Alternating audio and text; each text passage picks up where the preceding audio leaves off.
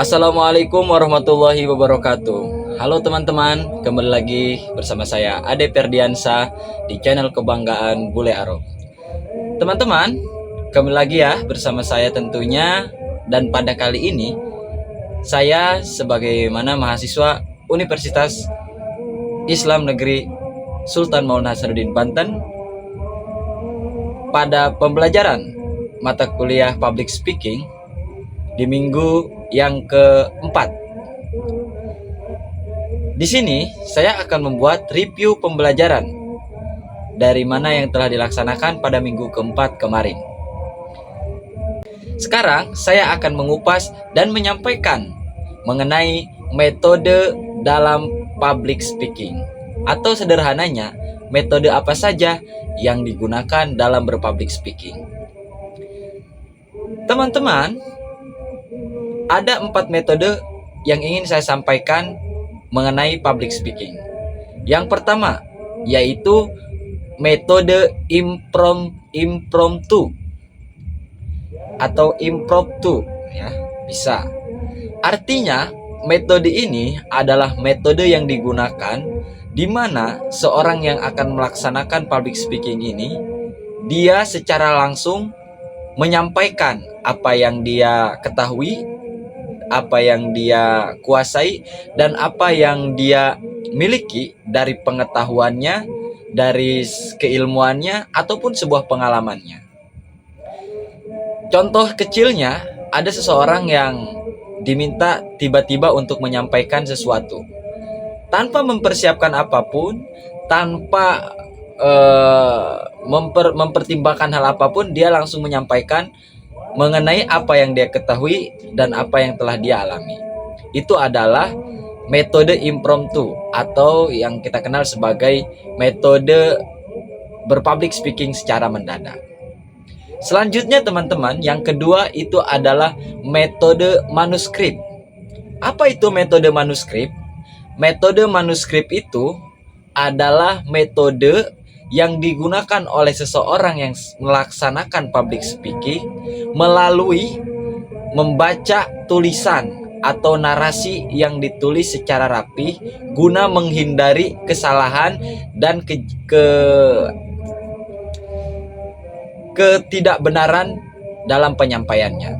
Ini biasanya dilakukan oleh seseorang yang menyampaikan atas suatu hal dan di mana hal tersebut sangat penting dan sangat urgen. Apabila disampaikan dalam konsep pemikiran tersendiri tanpa sebuah tulisan skrip tadi itu, maka dikhawatirkan penyampaiannya itu ada yang kurang maupun berlebihan. Sehingga metode manuskrip ini digunakan untuk menyampaikan sesuatu dengan bagaimana skrip itu dibuat atau tulisan itu ditulis kemudian disampaikan. Itu adalah metode manuskrip. Selanjutnya, yang ketiga adalah metode memoriter. Memori, ingatan. Apa itu metode memoriter? Metode memoriter adalah metode yang digunakan untuk menyampaikan sebuah public speaking, tapi melalui hafalan yang kita pelajari, hafalan yang kita ingat dalam bentuk konsepan untuk disampaikan.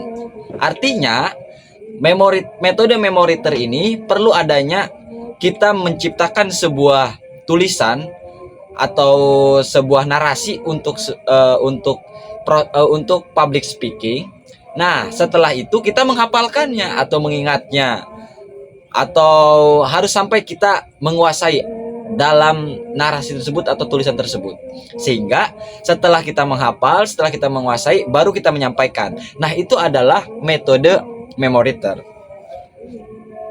Selanjutnya yang keempat, itu adalah metode extemporer. Apa itu metode extemporer? Metode extemporer adalah metode yang digunakan oleh seorang yang melangsungkan public speaking, tapi melalui proses penulisan atau membawa sebuah poin-poin hal-hal penting yang akan disampaikan dalam proses public speakingnya tersebut. Hal sederhananya seperti halnya kita berpresentasi di depan banyak orang atau depan kelas menggunakan PowerPoint. Kan jelas dalam PowerPoint itu ditulis atau diterapkan poin-poin penting untuk kita sampaikan atau untuk kita presentasikan. Itu contohnya. Itulah sederhananya dari metode extemporer ini. Karena secara tidak langsung di lain sisi kita menguji keberanian kita atau kewawasan kita dalam berpublic speaking dengan mengembangkan poin-poin penting tersebut.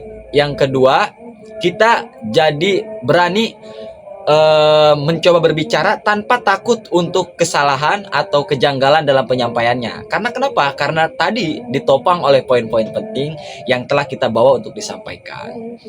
Oke teman-teman, itulah keempat metode public speaking yang mudah-mudahan kita dapat mengetahui dari keempat metode ini, memahaminya, dan bisa kita terapkan. Untuk lebih kerennya mungkin suatu saat kita bisa mengetahui metode ini digunakan untuk posisi di mana, metode ini untuk keadaan bagaimana, metode ini itu untuk kita ini kalau lagi butuh apa, kalau ingin menyampaikan apa gitu kan. Itu keren sekali.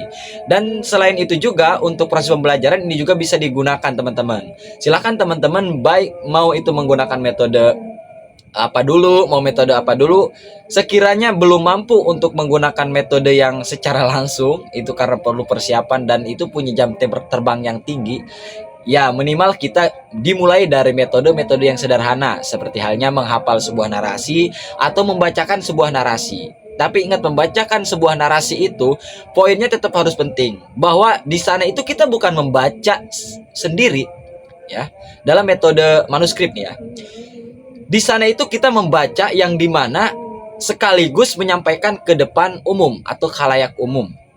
Artinya dalam proses pembacaan dan penyampaian isi tulisan yang kita baca tersebut harus melibatkan emosi audiens. Jadi audiens seakan mendengarkan isi pembicaraan kita, bukan mendengarkan apa yang kita baca, tapi emang harus sampai juga mendengarkan apa yang ingin kita sampaikan. Baiklah teman-teman, saya rasa itu cukup untuk penyampaian empat metode dari public speaking ini. Sekaligus ini juga sudah cukup bagi saya untuk menyampaikan bahwa hasil dari pembelajaran kemarin itu demikian. Mungkin itu saja yang dapat saya sampaikan. Kurang dan lebihnya saya mohon maaf. Akhirul kalam. Wassalamualaikum warahmatullahi wabarakatuh.